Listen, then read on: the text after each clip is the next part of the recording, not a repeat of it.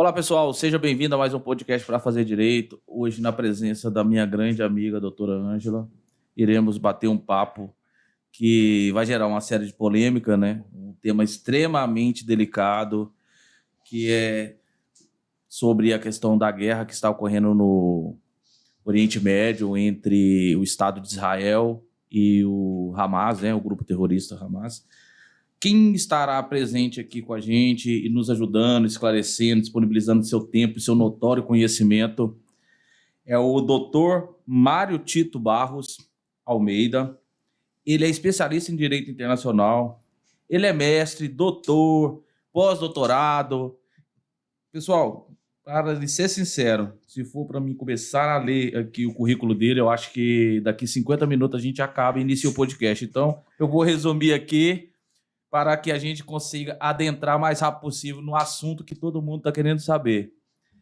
Como se iniciou, de fato, esse conflito? Essa criação do Estado de Israel, salvo engano, em 1948, pela ONU, como que foi para eles conseguirem esse direito sobre esse território? A criação do Estado de Israel, ele tem relação direta com o que os judeus sofreram durante a Segunda Guerra Mundial, ou seja, o Holocausto.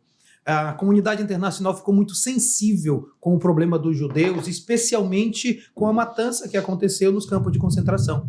Então, quando os aliados venceram a guerra, os quatro, né, Estados Unidos, União Soviética, a França e a Inglaterra, eles acordaram no fato que o povo judeu merecia ter um Estado nacional. E quando a gente fala no direito que é um Estado nacional, uma personalidade jurídica, um território, população, legislação, etc.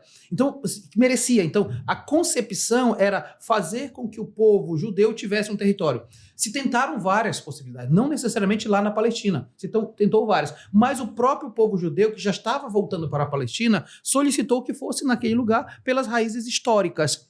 O grande problema de 1948 é que aquele território já estava ocupado. E aí, veja bem, a resolução de 1948, ela não só cria o Estado de Israel, ele cria também o Estado Nacional da Palestina. A grande questão é que as grandes potências tinham interesse na criação do Estado de Israel, mas não tiveram tanto interesse na criação do Estado da Palestina. E aí, de um lado, fizeram um recorte do território, uma parte é Palestina, uma parte é Israel, mas isso não foi efetivamente no campo, isso foi decidido no escritório. Quando foi na hora de fazer no campo, os ingleses que dominavam aquele território saíram. E aí os israelenses criaram o próprio território, inclusive sob a liderança de Ben Gurion, que é o nome, inclusive, do aeroporto lá em Tel Aviv, mas os palestinos não tiveram a mesma força política com os outros. Ao mesmo tempo, o Estado Nacional de Israel queria ampliar a sua fronteira, porque não tinha ficado satisfeito com aquelas fronteiras. E os palestinos também não tiveram satisfeitos com aquela fronteira. E ao longo de 48, os conflitos só fizeram aumentar. Porque a gente entende o Estado, tem que ter o povo, a soberania e o território. Exatamente. Então, com isso, eles deram o território, a soberania e o povo já existia. Que era exatamente. O povo de Israel. Agora, só que alguns judeus não estavam lá. Então, com a criação do Estado, muitos se deslocaram dos Estados Unidos, da Europa, da Rússia, para lá. Então, engrossou a população. Então, já os árabes não, já estavam lá.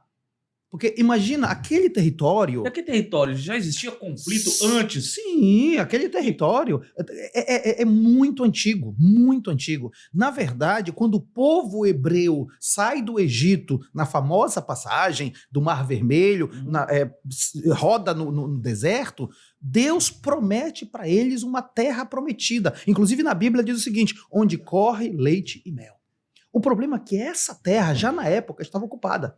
Ela era prometida, mas já tinha dono. Exatamente. Prometeram algo de outra pessoa. Exatamente. Basicamente é isso. Então, os hebreus tiveram que lutar por essa terra. Se você pega a figura de Josué, é ele que vai sair derrotando os povos. Aí os judeus entram na terra. Então, é verdade, sim, que os judeus têm direito histórico sobre a terra. Mas antes deles já tinham povos semitas, que são os antecedentes dos árabes. Quando em 67, veja bem, o ano de 67 depois de Cristo, um imperador chamado Tito destrói Jerusalém, porque eles resolveram fazer alguma onda lá contra os romanos, destrói Jerusalém e tira os judeus de lá. Veja, ano de 67, primeiro século. Eles só começam a voltar para lá no século XIX. Então, por 1.800 anos, aquela terra não tinha nenhum judeu. Tinha apenas e tão somente os palestinos. Então, quando a ONU cria em 48 o Estado Nacional de Israel, os palestinos já estavam lá. O problema da ONU, e eu costumo dizer que a culpa, em parte, é da própria ONU. Primeiro, porque criou 2 territórios no escritório. Segundo, não respeitou onde estava a população. Terceiro, disse assim, agora se virem.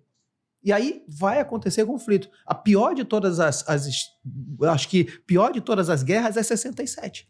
1967, quando acontece a Guerra dos 6 Dias. Então era como... Teoricamente, era como se tivesse uma sobreposição de terra. Exatamente. Eu julgo que aquela propriedade é minha, demarco ela, todavia ela já está demarcada, Exatamente. vamos dizer, historicamente, por outro povo. Aí todo mundo se sente dono da mesma terra, todavia... E luta por ela. Exato. Existe uma verdade dos dois lados. Perfeitamente, perfeitamente. Você matou a charada. Parece uma luta justa. É uma sobreposição. Os dois dizem, por direito histórico, a terra é minha. Os dois dizem. E se você olhar na história, de fato, os dois têm razão. O grande problema é que poderia acontecer uma paz no momento. Chegou muito próximo de ter paz, de um acordo mesmo de uma fronteira. Composição Sim, chegou muito próximo, inclusive com Yasser Arafat e com Yitzhak Rabin. Eles dois chegaram próximos, mas os dois grupos... Tem uma imagem, tem uma foto... Sim, dos dois, apertando a mão e tal. Por que não deu certo? Estamos falando de década de 80. Por que não deu certo? Porque grupos extremistas de um lado e de outro começaram a fazer alguns atentados que desmobilizaram essa possibilidade de paz. Inclusive, de um lado era o Hamas, do outro lado é o fundamentalismo israelense, que impediu a paz. E desde então, e o meu problema, Paulo, sabe qual é? É que aos poucos Israel foi fazendo esse aumento do seu território, isolando a Palestina em 2 partes. Se você pegar o mapa da Palestina, nós temos a Palestina, aqui em cima no norte temos a Cisjordânia, Sim. que é Palestina, totalmente separada de uma outra área aqui no sul, que é a faixa de Gaza. Então, são 2 territórios palestinos que não se comunicam. São distintos. Né? Distintos. E teve brigas internas. Deixa eu te falar uma coisa. A gente fala em Israel, mas, na verdade, Israel hoje é dominada pelo partido de extrema-direita, que é o Likud, cujo representante é Benjamin Netanyahu. Muitos israelenses não concordam com a atitude do Benjamin Netanyahu, assim como muitos palestinos não concordam com a ação do Hamas. Então, veja, quando a gente fala é uma guerra entre Israel e Palestina, não é. É uma guerra, na verdade, entre 2 forças, inclusive assimétricas. Israel tem uma potência de armas imensa, Hamas não tem. Então nós temos, e por isso, se você perceber mesmo, onde é que acirrou a guerra? É quando o Hamas ataca Israel, faz 1.000 vítimas, e agora Israel ataca, está fazendo quase 4.000 vítimas. Então o poderio bélico é muito alto. E não só alvos civis. Você é do direito, a Ângela é do direito. Tem um autor que eu acho muito interessante retomar aqui, é um cara chamado Hugo Grotius, é um holandês lá do século XVI. Sabe o que ele disse? Ele diz assim, todos os países têm direito à guerra, desde que seja por defesa, em autodefesa. Porém, dentro da guerra existe a lei. Então você tem o direito de ir à guerra, mas dentro da guerra existe o direito na guerra. O grande problema hoje, Paulo e Ângela, não é somente o conflito histórico que já está instalado, mas é o tipo de guerra que está se guerreando. O direito internacional define claramente corredores humanitários. O que é que diz desde o direito na guerra? Corredor humanitário, proteção aos profissionais de saúde, proteção a todos os alvos civis, garantia de não atacar hospitais, escolas. Se tu fores pegar o desenvolvimento da guerra de um lado e de outro, você vai ter uma violação tremenda do direito humanitário.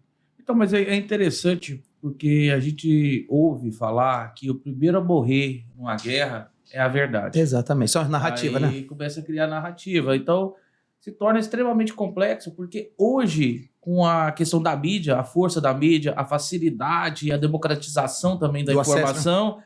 Então, existem narrativas criadas a todo tempo por vários grupos, por várias pessoas, por vários interesses. Então, a sociedade, no geral, fica refém de informações distorcidas, desvirtuadas. Então, é complexo.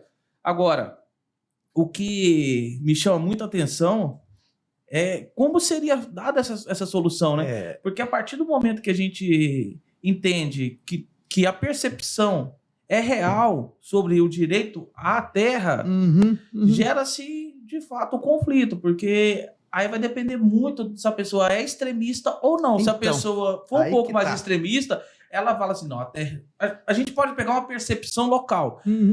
Dependendo, quando você vê uma briga de vizinho, uma briga rural, uma briga agrária, às vezes acaba em tragédia, às vezes não. Depende de quem são os interlocutores ali do fato. Exatamente. Então, ou seja, dentro de um contexto, de uma nação, de um país onde tem diversos tipos de grupo, diversos tipos de pessoas, provavelmente vai ter pessoas que têm essa percepção mais aguerrida da situação. Mas então, aí que está o ponto. Quais são as possibilidades de solução do conflito que é muito complexo? Tem várias soluções a depender de quem está no comando. O Hamas diz o seguinte, não, a solução é o Estado da Palestina e fora judeus. Essa é uma posição deles. O Benjamin Netanyahu foi na ONU para dizer a solução é Estado de Israel sai Palestina.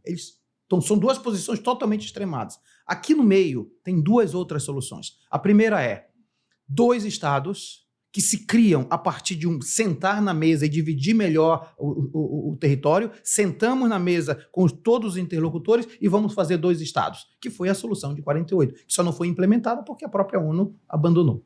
A outra solução, que é mais difícil, mas está colocada na mesa, é a solução de um estado com 2 povos.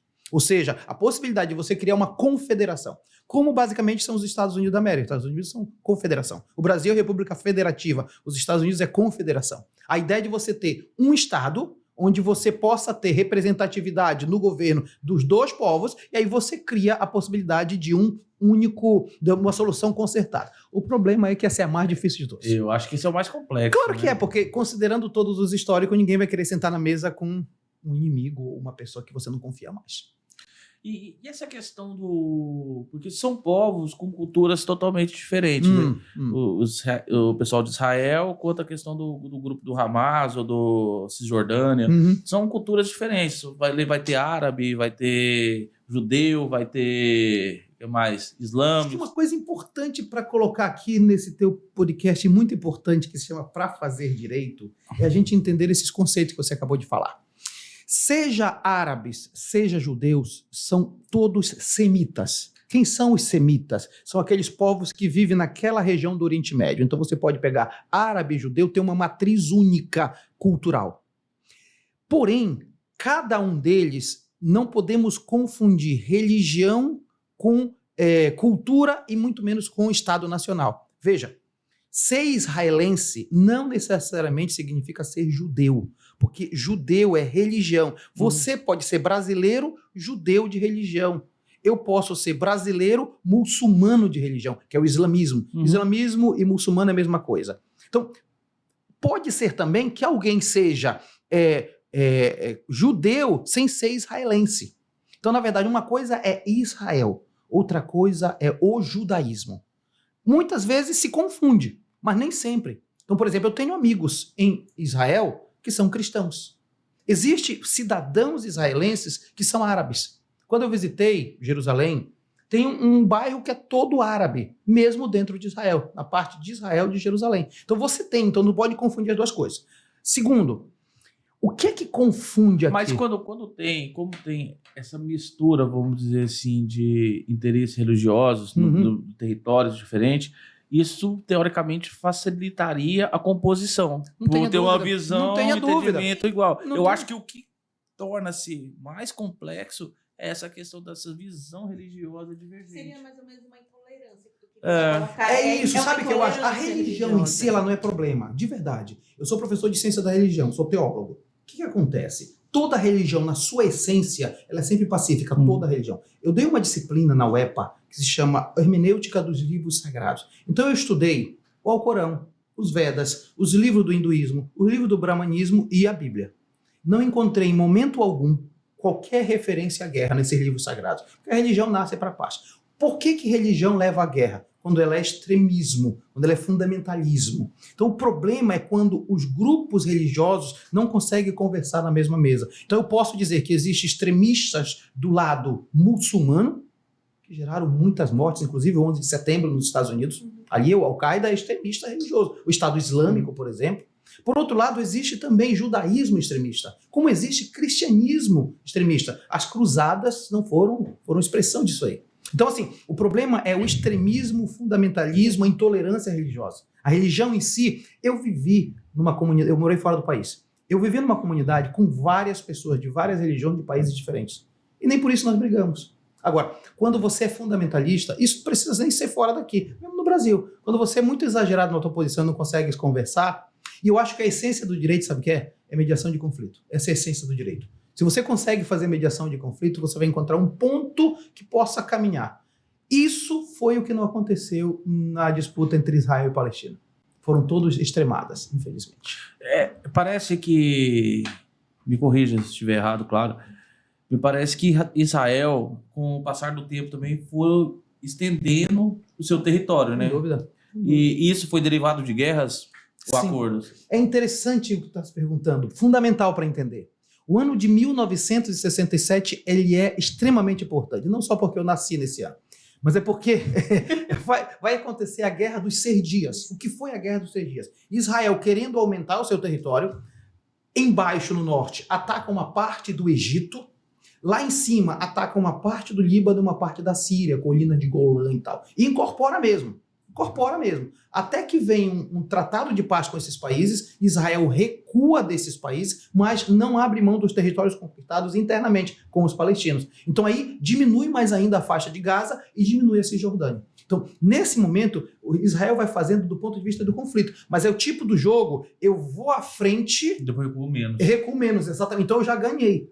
Foi essa a estratégia. Ele ataca muito... Faz a composição como se fosse amigável, mas já tinha o ponto eu vou até 10. Mas eu quero conquistar 3. Exatamente, eu conquistei. Então, se você for pensar, sempre foi assim. Onde é minha preocupação, Paulo, nessa história toda? Quando a gente faz relações internacionais, a gente analisa em 3 níveis. O nível local, que é o que a gente está fazendo agora, quem são as forças internas que estão ali, o nível regional e o nível global.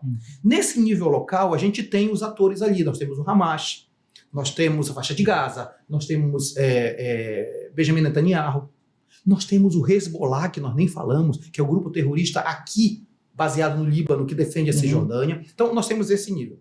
Meu problema, Paulo, é se esse conflito escalar para o nível regional. Porque o Hamas tem apoio do Irã. O Hezbollah, se atacar, o Líbano entra, a Síria entra.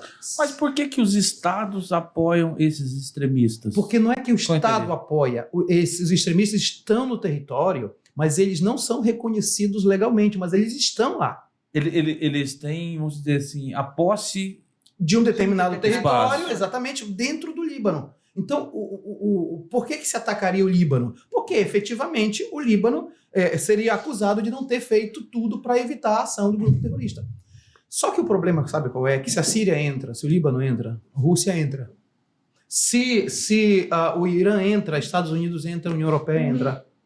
O Olaf Scholz, que é o primeiro-ministro da Alemanha, já disse que se houver acirramento em nível mais regional, a Alemanha manda soldados para lá. É porque também tem aquela questão... Eu percebo na Alemanha, pela questão do Holocausto, né? Sim. Quando procuraram perseguir os judeus, que hoje elas têm uma afinidade, parece que eles têm uma dívida histórica com Israel. Então parece que... É isso. Tanto que eu fiz sofrer, agora eu preciso estar do lado. Só que acaba sendo um acirramento, porque ao invés de... Para mim, grande decepção com o que aconteceu foi o fato de que a tentativa de fazer com que o Conselho de Segurança aprovasse uma resolução obrigando Israel e Hamas a fazer um cessar-fogo, criar um corredor humanitário, deixar entrar a Cruz Vermelha, a Crescente Vermelho, todos os observadores, para tirar os feridos, crianças e tal, e isso não passou.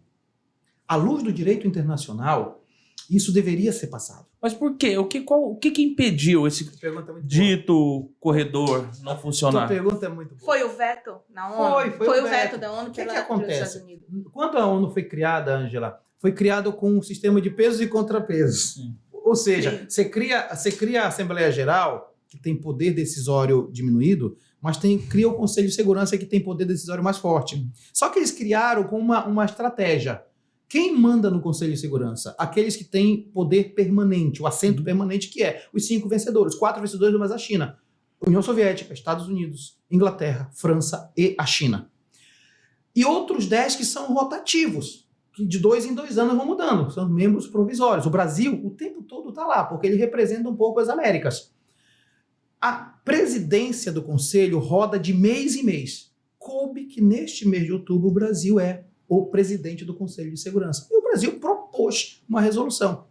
No Conselho de Segurança não ganha quem tem mais voto.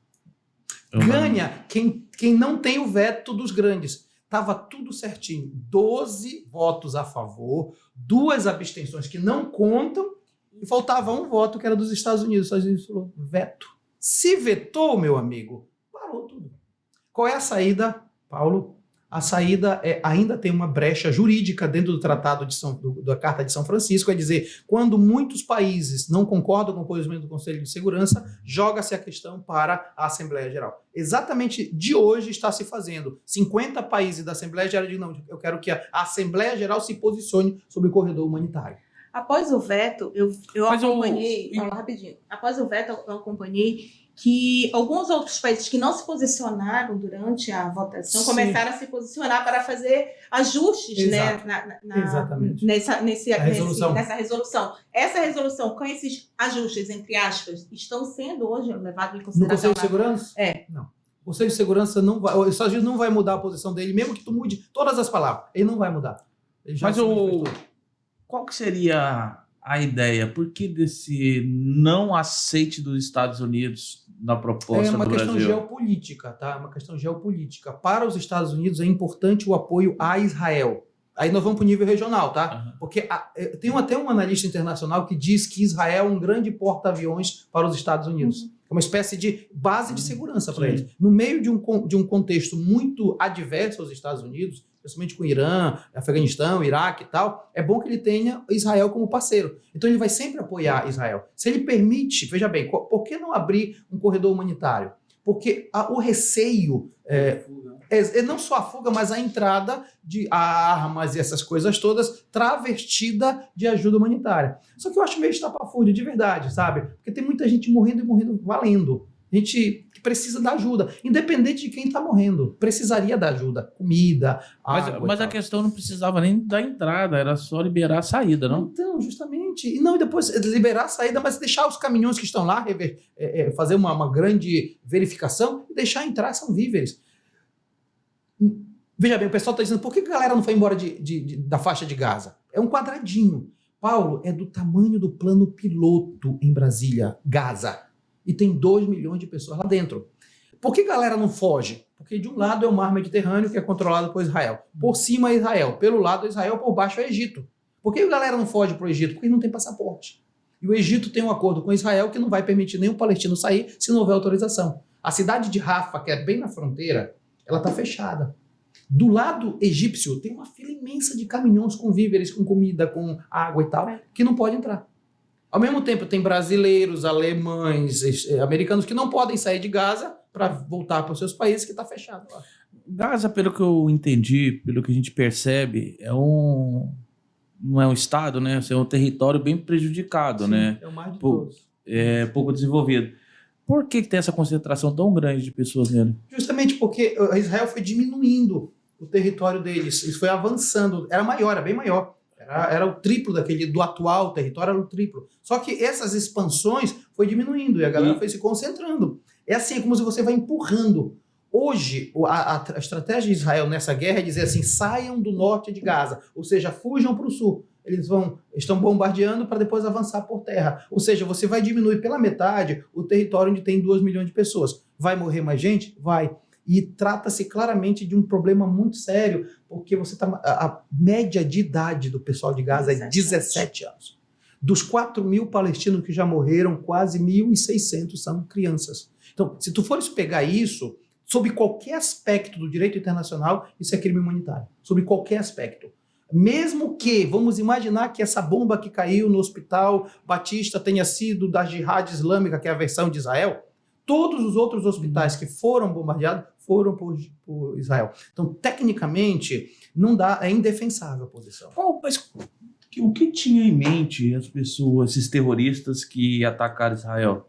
Porque se eles sabendo do potencial que essa atitude dele iria gerar, não, poderia não, a gente sabendo quantas vezes Israel já entrou em guerra com Gaza, já bombardeou, já demonstraram que eles não vão ser pacíficos mediante ataque. Exatamente. E por que eles atacaram? Isso que é uma grande dúvida. E se eu te disser, qual o Paulo, interesse atrás disso? E se eu te disser que o Hamas foi financiado por Benjamin Netanyahu lá atrás? Por quê? Quem dominava Gaza era um partido político chamado Fatah, que é o mesmo que domina a Cisjordânia. Sim. Só que o Fatah não estava avançando demais nos interesses, então o partido Likud de extrema-direita financiou o Hamas para tirar o Fatah do poder. E foi isso que aconteceu. Então, o Hamas tirou, exato. Então o Hamas acabou assumindo o controle de Gaza. Do mesmo jeito que aconteceu com 11 de setembro, se tu percebes, o que foi 11 de setembro? O ataque do Al-Qaeda sobre as Torres Gêmeas. Que foi financiado pelos Estados Unidos. Perfeitamente, é a mesma história. Financiou Osama Bin Laden. Criou um monstro. Exatamente. O Hamas é um monstro criado pelo próprio Israel. Agora, você tem razão. O que é o terrorismo? É o inimigo sem rosto e o combatente sem pátria.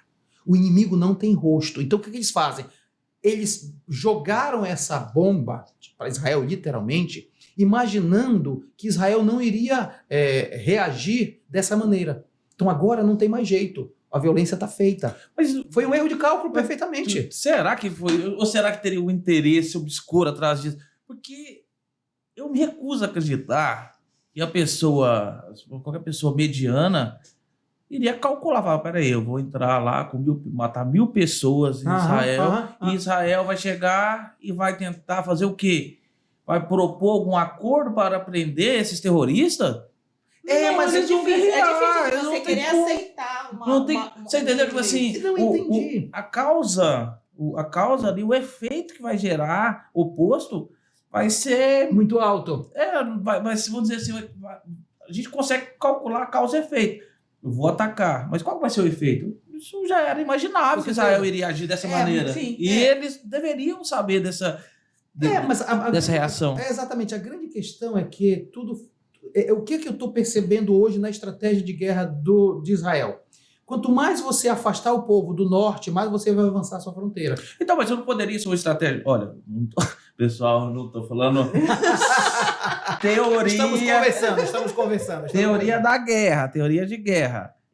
Se eu quero dominar um espaço que está pacificado ali, que não tem autonomia, autorização para gerar uma guerra, invadir, tomar território, eu poderia muito bem financiar um grupo para me atacar e eu, teoricamente, ter direito de reação. Mas essa é uma das linhas de análise. Você provoca uma ação para quando você reagir, não ter ninguém reclamando. Poxa, está agindo por quê? Porque foi atacado. Isso, te dá o direito. E isso é uma das linhas de análise. Acontece que isso acaba sendo, do ponto de vista geoestratégico de guerra, muito bem colocado. O problema é que eles não se esperavam uma reação da comunidade internacional tão forte. Porque você mesmo falou ainda agora, nós estamos na narrativa de mídia. Só que o acesso a informações vai além das grandes mídias. Você não só assiste a Globo, a CNN, ou El País, ou Haaretz. Você começa a ter notícia de tudo quanto é tipo. Você vai no Twitter, você vê uma série de coisas. Porque, na verdade, hoje as mídias tradicionais utilizam de imagens de pessoas privadas. Exatamente. Então, para causar um impacto realmente na comunidade. Não, é porque, de fato, o que acontece hoje que a gente percebe no caso de guerra?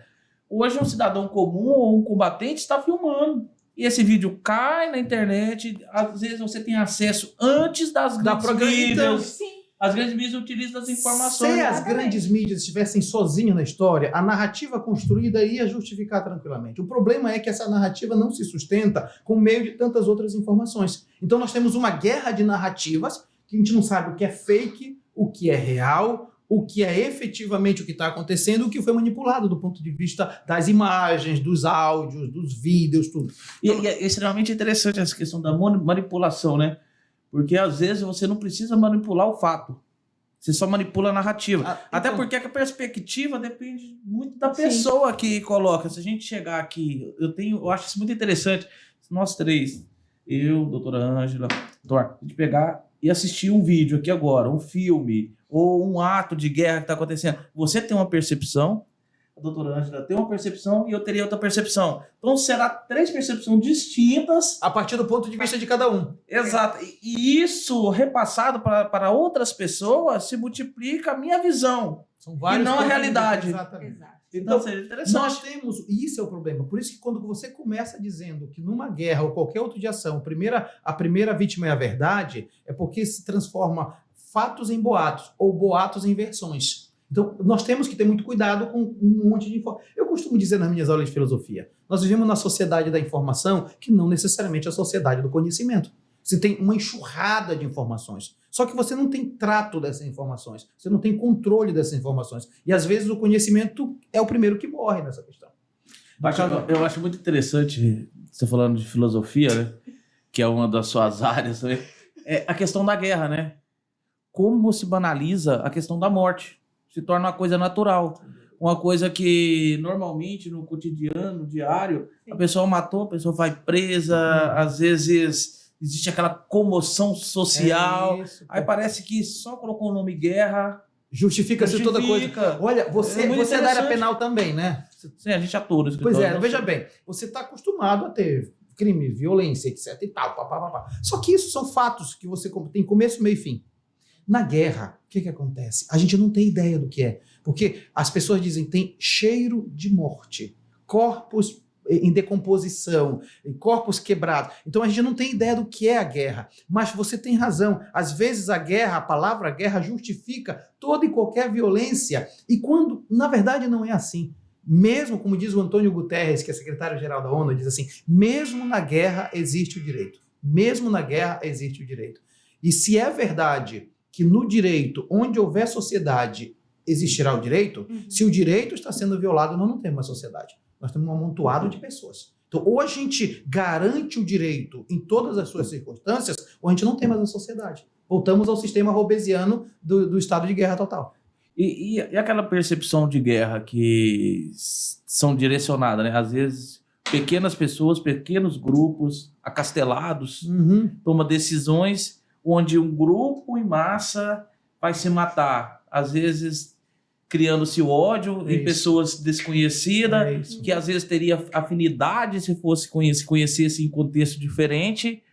E eu não consigo, às vezes eu fico pensando, cara, se me convocasse para uma guerra, como que você iria agir? Assim, eu vou lá, vou morrer por causa daquele cara que está tomando essa decisão. Como que essas pessoas conseguem... Não, é sério, como que essas pessoas conseguem receber essa ordem e executá-la com tanta facilidade, sem questionar? A tua questão é muito séria. Isso daí está te referindo aos israelenses que não, todo mundo. Qualquer eu tô aqui. Querer defender. Tem uma pessoa, vamos supor, é a mesma coisa. Temos o presidente Lula. No ato de insanidade, ele declara guerra. Sim. Eu vou ter que lutar por uma declaração do presidente, que às vezes... Eu não concordo, vou lutar, vou matar, vou morrer por uma pessoa que às vezes eu teria afinidade se não fosse o contexto da loucura do líder. Tem um ditado que diz que os senhores da guerra não morrem na guerra, primeiro de tudo. Senhores da guerra não morrem na guerra. Segundo, o que faz o soldado ir lutar é uma coisa chamada doutrina militar. Você sabe que eles são treinados, todo o contexto militar em qualquer país, você é treinado a obedecer hierarquia, ordem. Esse é o princípio básico do militarismo.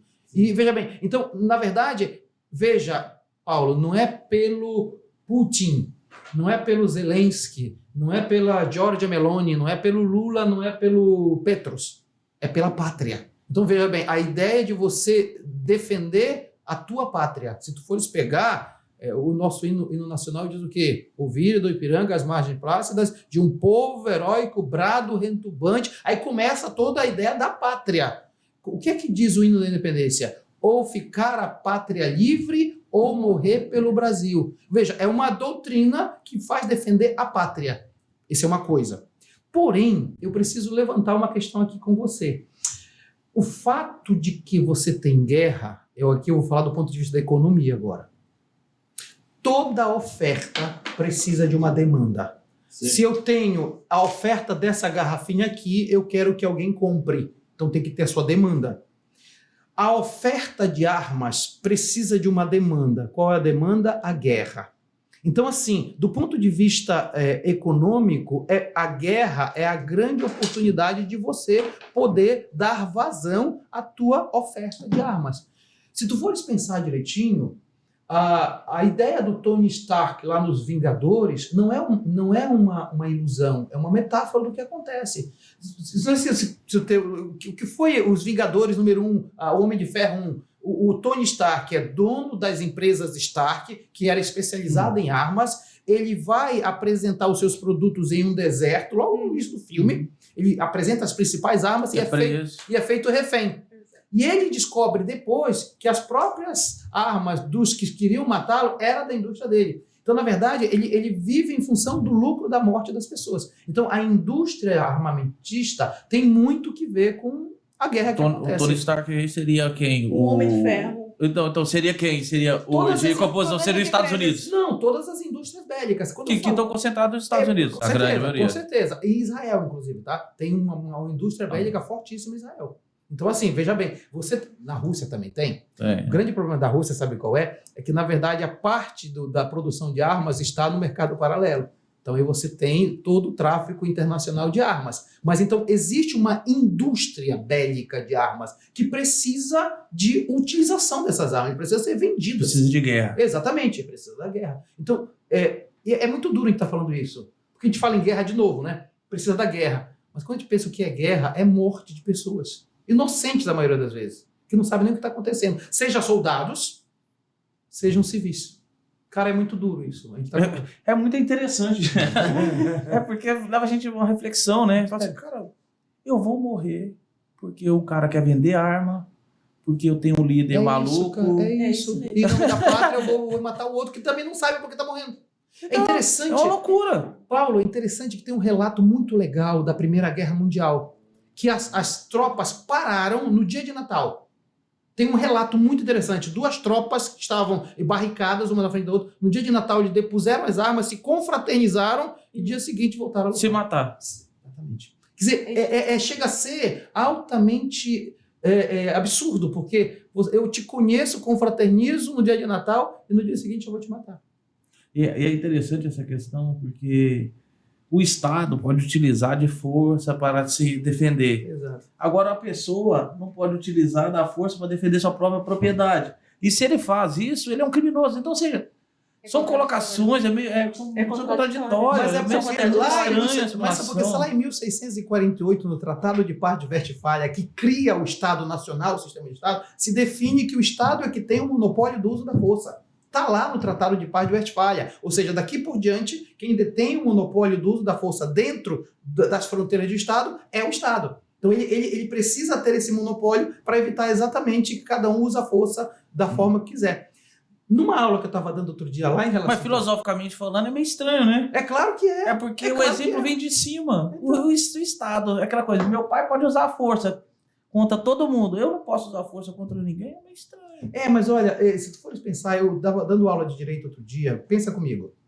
A primeira forma de reação a uma violência a alguém, do ponto de vista do direito mesmo, é dizer, você veio me dar um tapa no meu rosto, eu vou e coloco uma faca no teu coração e te mato.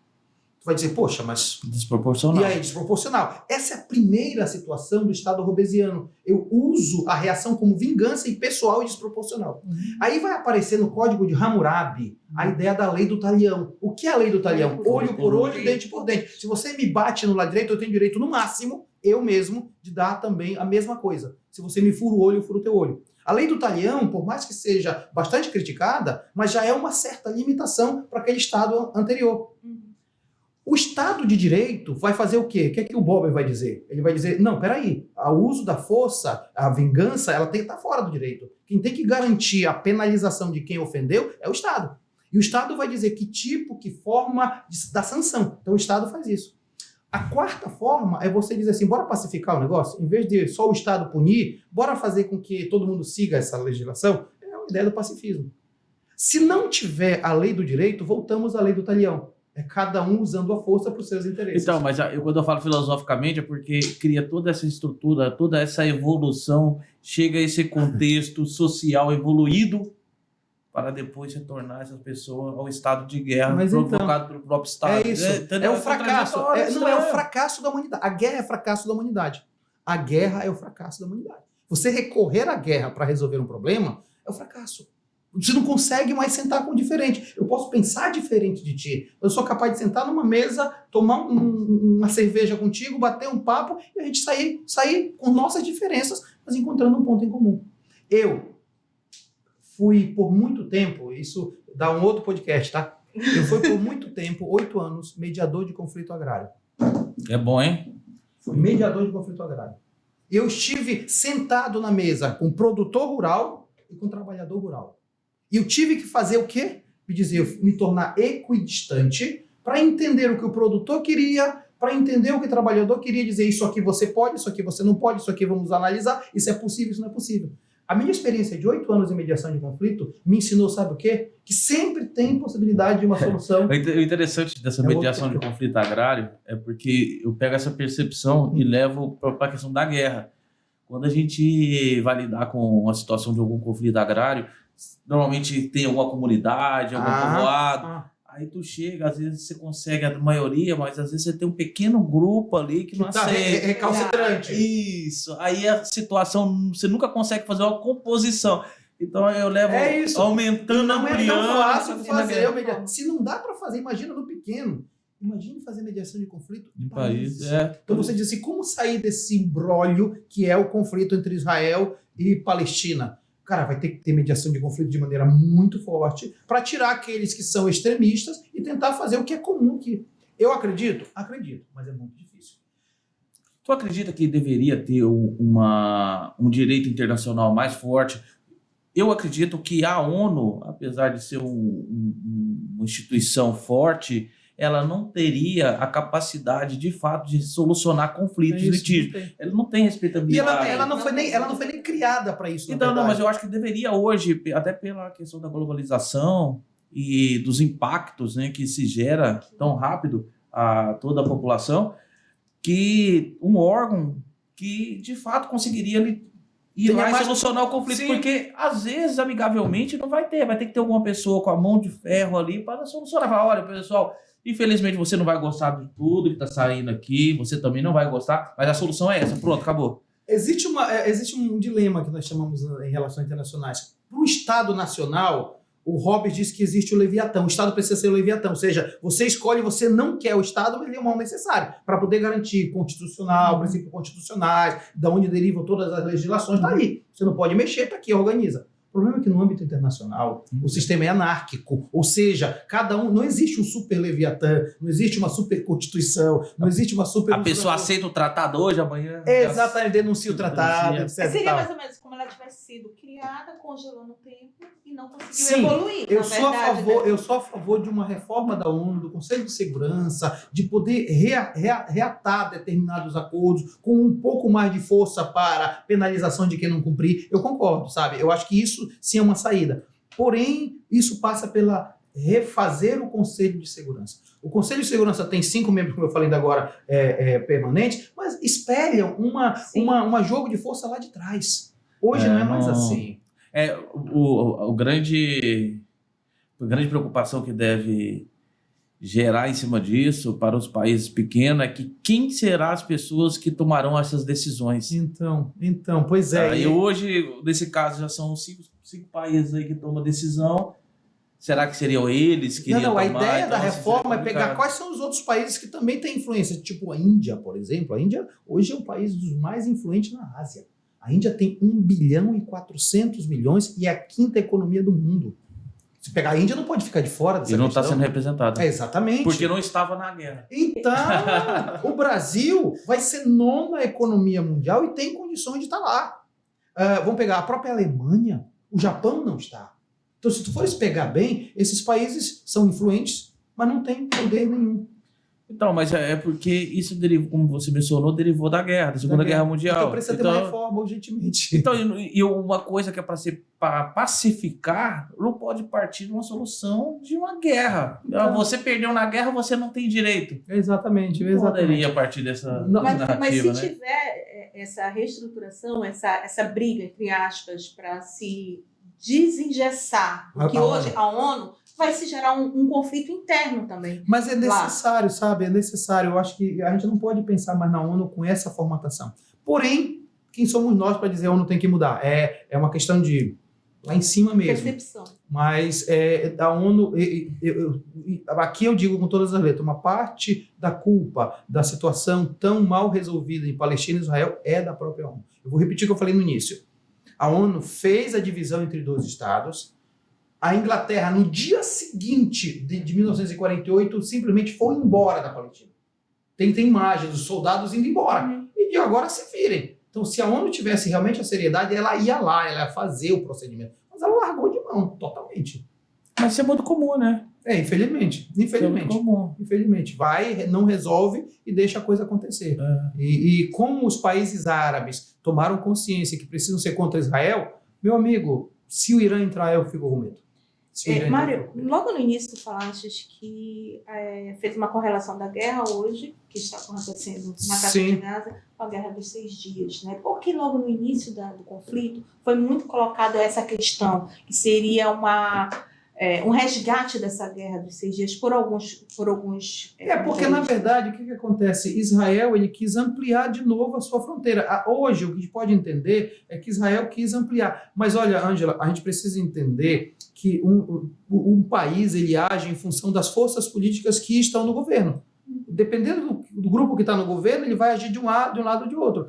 O partido Likud, que está no governo hoje, ele tem essa ideia, então faz parte do conteúdo programático do partido. Então eles vão dizer, eu vou retomar a fronteira. É parecido com a Guerra dos 6 Dias, em parte, porque na Guerra dos 6 Dias foi invasão, inclusive, de outros países. Aqui é a ampliação de fronteiras internas, né?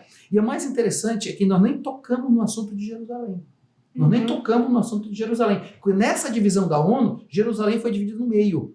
A Jerusalém Oriental é do lado palestino, a Jerusalém Oriental é de Israel. Eu estive em Jerusalém e o ar que se respira é pesadíssimo, porque você tem arma de todo jeito. Mas para o palestino entrar em Jerusalém, ele passa por uma espécie de um corredor, não é corredor, uma espécie de controle. Ele é controlado, ele é revistado para entrar, mesmo os que trabalham lá. Então, Jerusalém hoje é o grande ponto de discórdia. Porque olha só, Jerusalém é sagrada para os muçulmanos, porque eles acreditam que Maomé ascendeu ao céu de lá de Jerusalém. É sagrada para o judaísmo, porque é a cidade de Davi e de Salomão, e tem o túmulo de Davi lá. Os cristãos. E para os cristãos é a ideia de que Jesus morreu e ressuscitou em Jerusalém. Então, é uma cidade das 3 principais religiões monoteístas. E aí, o que é que acontece? Eles não abrem mão de terem o controle da cidade. Então, Jerusalém nem foi tocada nessa questão, mas ela é o ponto muito central do debate. Eu estava com a dúvida, mas se foi falando, eu me perdi na dúvida. Então, eu vou pegar aqui uma brechazinha, né? Quando falou do conflito, tirando o que Israel tinha falado para os civis deixarem uma parte da faixa de Gaza, ela utilizou como justificativa a lei da guerra, né? Para que os civis, defesa, né? Os civis não fossem sofrendo, né? Não fossem alvos. Isso daí, hoje, ainda seria aceitável? Não, na verdade, são passíveis de crime de guerra, realmente. É óbvio que ninguém vai fazer um julgamento estando tão longe assim. Parecem ser crimes de guerra, na medida em que você viola um direito humanitário. O direito humanitário está baseado em 2 coisas, no pensamento de Hugo Grotius e na Declaração Universal dos Direitos Humanos de 1948. Então, do ponto de vista legal, o direito humanitário ele tem uma base. É bom entender o seguinte, existe a Corte Internacional de Justiça, que é um órgão da ONU que julga estados. O Estado é julgado na Corte Internacional de Justiça, ou seja, a personalidade jurídica Estado. E existe o Tribunal Penal Internacional, que julga pessoas. Portanto, Slobodan Milosevic, da Sérvia, foi julgado lá. Os criminosos de guerra do nazismo foram julgados em Nuremberg. Não sei quem foi julgado em Haia. O Putin foi julgado também em Haia. Foi considerado culpado e se ele pisar num membro de um país membro do Tribunal Penal, ele pode ser preso. Já há uma vertente do direito internacional humanitário dizendo que é preciso, depois depois dessa guerra ou durante a guerra, colocar quem foram os criminosos de guerra. Pode ser o líder do Hamas, pode ser Benjamin Netanyahu, pode ser quem for, mas precisa ser colocado à luz desse direito humanitário com violação aos direitos.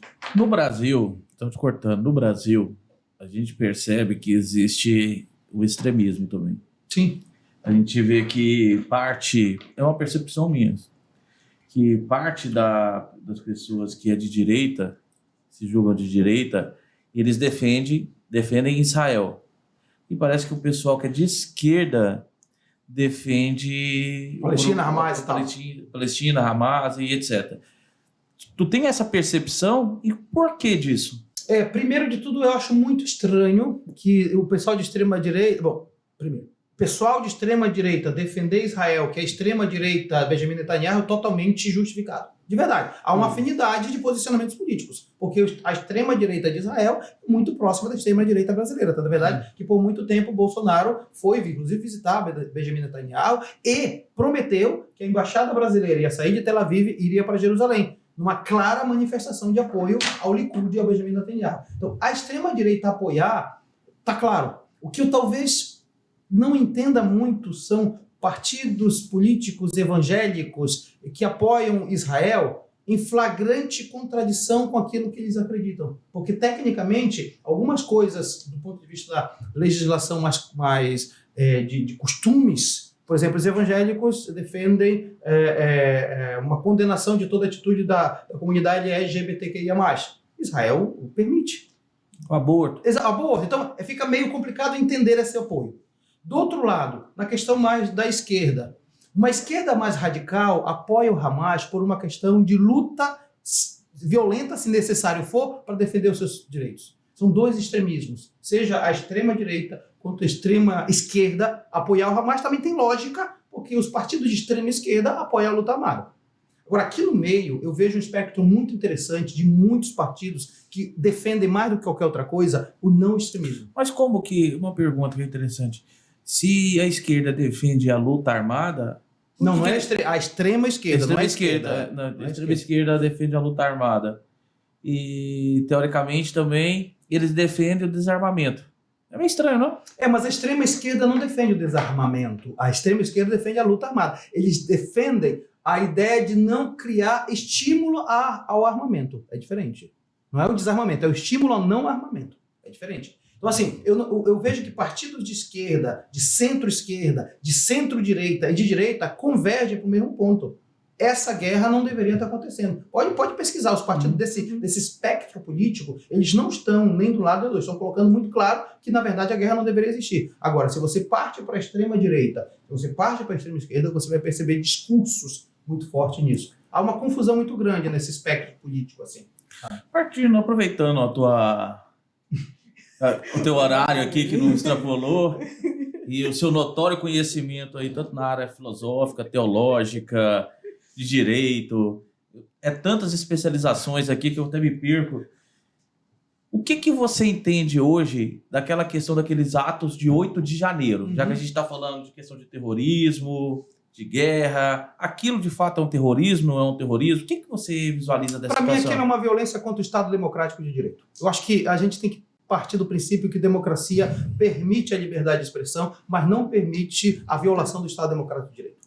Eu acho que as manifestações que violentam estruturas, instituições, a própria arquitetura do Estado, eu posso até não chamar de terrorismo, mas é uma violação pujante ao Estado democrático de direito. Eu acho que isso não pode existir, porque se você libera isso, outros grupos vão se sentir de tal forma também autorizados a fazer. Aí, quando quiseres controlar, não tem mais. Então, assim, você tem que coibir e, ao mesmo tempo, dizer, olha, existem outros canais. Você está insatisfeito? Existem canais democráticos para agir.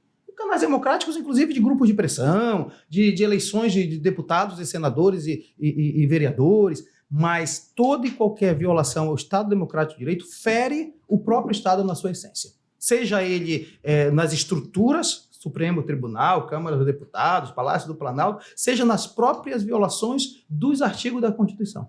E aí sim a gente precisa pensar seriamente se realmente isso é liberdade. Eu questiono seriamente a ideia de liberdade que gera uma instabilidade democrática no país. Eu acho que o valor maior de um Estado é ser democrático. Acho que existem formas de você se expressar e eu defenderei sempre, como diz o Voltaire. Eu posso não concordar com uma palavra que tu está falando, mas eu vou defender até a morte o teu direito de dizer. Frase. Eu acho que essa é uma questão interessante. Desde que o teu modo de dizer não fira a sociedade. Eu adoro essa frase do Voltaire. Então, já vou partir para uma outra pergunta. Controle das redes sociais. Controle do que pode ser divulgado, do que não pode ser divulgado. Como seria esse controle? Você concorda ou não concorda? Não, eu concordo com o seguinte, que liberdade de expressão não é liberdade de ofensa. Eu acho que você tem que fazer uma diferença muito grande. Eu posso expressar a minha opinião desde que isso não leve à violência contra o outro. E o que é violência, Paulo? Violência é tudo que causa dano e dor. Mas aí, teoricamente, a gente não já teria, tanto no Código Civil quanto no Código Penal, mecanismo para se resolver essa situação, tanto com a questão do dano moral, tanto quanto a questão da calúnia, de informação, de que ano é o Código Penal e de que ano é o Código Civil? O Código Civil é de 2002, Código Penal de 900 e qualquer coisa. 1943, né? Tá, veja, se você pega mesmo de 2012 para cá, quanto já se modificou em termos de acesso ou não acesso a informações? Mesmo o Código Penal, ele não consegue atender às mudanças sociais que vieram. É uma das aulas que eu dou no direito. O direito ele precisa ir se adaptando às mudanças sociais. Costumes. Exatamente. Então, o que vai acontecer? Eu preciso de uma lei que possa coibir uma certa liberdade de expressão que gera a liberdade de ofensa, porque mesmo no Código Penal não havia essa configuração. O que é que o juiz vai fazer? Ele vai fazer uma hermenêutica para adaptar essa lei, que é de lá de trás, a uma coisa agora. Aí começa a legislar. Exatamente. Então, o que acontece? É preferível você criar uma discussão social, e eu sou favorável a uma discussão social sobre isso, para você dizer, realmente, tem vezes que você ofende a moral, você destrói uma pessoa, você destrói uma reputação, e pelo simples fato de dizer, não, a minha liberdade de expressão. Então, mas a preocupação é, o que seria esse controle? Seria um controle ou uma censura? Não, aí veja bem. Entendeu? Porque aquela Sim, coisa claro. que às vezes a gente parte daquela premissa. Não, eu não concordo com nada que você diz, mas defenderei até a morte o Direito de dizer. Sim, ok. Mas aí, ao mesmo tempo, eu falo, peraí, eu vou controlar. Você controla, quem controla, como controla, para que controla. Mas aí, veja bem. Isso que Aí é eu vou te falar. Mecanismos de controle. Mas aí eu vou te falar como O professor. que seria o controle de fato? Mas eu vou te falar como professor de filosofia do direito agora. Vou dizer assim, olha, o que é que nós entendemos por organização da sociedade a partir do direito? O direito, ele não cerceia liberdades. O direito organiza a liberdade. É diferente. Então, você continua com a tua liberdade, mas é uma liberdade condicionada à vida social. Se nós não tivermos isso, a gente está rasgando a base do direito, que é a base do direito pensada lá por Aristóteles, lá na Antiga Grécia. A ideia é que nós somos animais sociais. E o Zoon Politikon de Aristóteles diz assim, eu estou vivendo em sociedade, eu tenho as minhas vontades, meus interesses, eu tenho que combinar o jogo contigo, que tem tuas vontades e teus interesses. Eu não posso te matar porque tu não é de acordo comigo. Então, nessa posição, lógico, tem uma linha muito tênue entre controle e censura. Mas cabe à sociedade civil, e a sociedade civil somos nós, entender, mas peraí, se isso aqui está chegando à censura, eu sou contra. Se isso aqui é controle, ótimo, porque eles estão organizando as liberdades. Eu gosto muito dessa expressão. O direito, ele não limita liberdades, ele organiza liberdades, para poder a gente viver em sociedade. Porque senão a gente vai estar num sistema robesiano e eu vejo preocupação quando o sistema robesiano é acessado, que é a ideia de cada um por si.